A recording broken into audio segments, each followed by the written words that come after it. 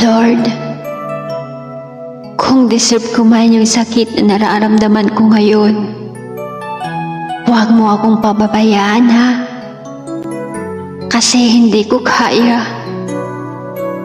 Wala akong mapagsabihan every time na hindi ako okay.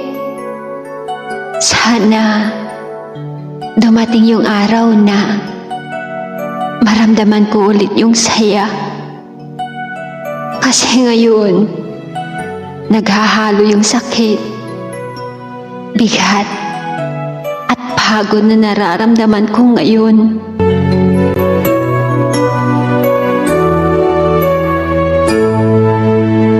Totoo pala no, mas masarap pakinggan yung salitang tanggap kita kaysa sa salitang mahal kita. Alam mo kung bakit? Kasi kahit sino, pwede